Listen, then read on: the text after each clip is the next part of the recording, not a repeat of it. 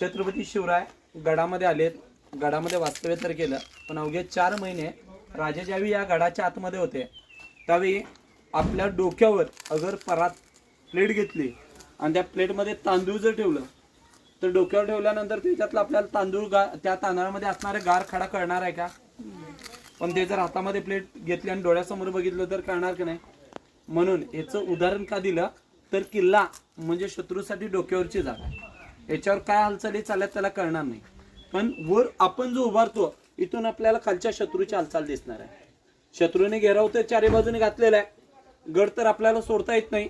छत्रपती शिवाजी महाराजांनी त्यावेळी काय केलं की गडावर आपल्या सैन्याला रोजचं ट्रेनिंग सुरू केलं. सकाळ दुपार संध्याकाळ धावणे, पळणे, लढणे हे प्रत्येक प्रॅक्टिस घेतले. बाळ खाणं बंद प्रॅक्टिस सुरू केलं.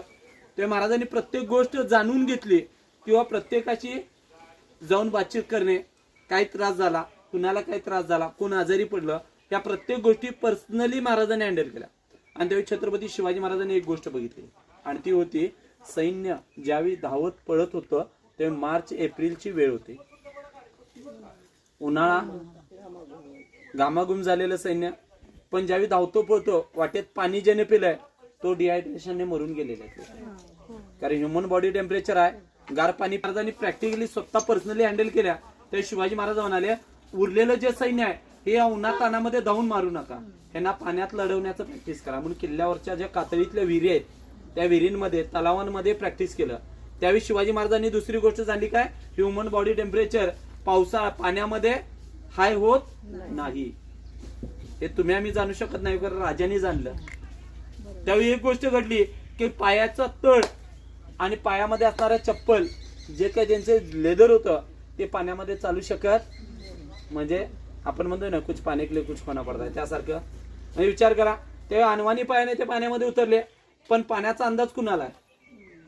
म्हणून ज्यावेळी ते पाण्यामध्ये धावत होते, चालत होते, त्यावेळी पायात काय झालं, चिरले गेले, फाटले गेले, कातळ लागलं, दगडाला भेग जी होती ती कपरी लागल्या, पाय फाटत गेले, रक्त बाहेर पडलं, चर दिशी तो चर मेंदूला अलर्ट झाली.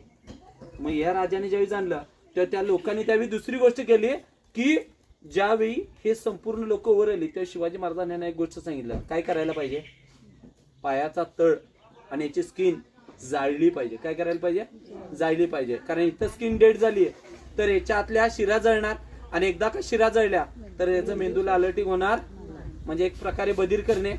म्हणून उकळतं मेणामध्ये पाय डुबवणे आणि त्याला चटका देणे, कारण गरम मेन जेव्हा पायाला चिकटतं तेव्हा ते सेन्सर जळत जातात.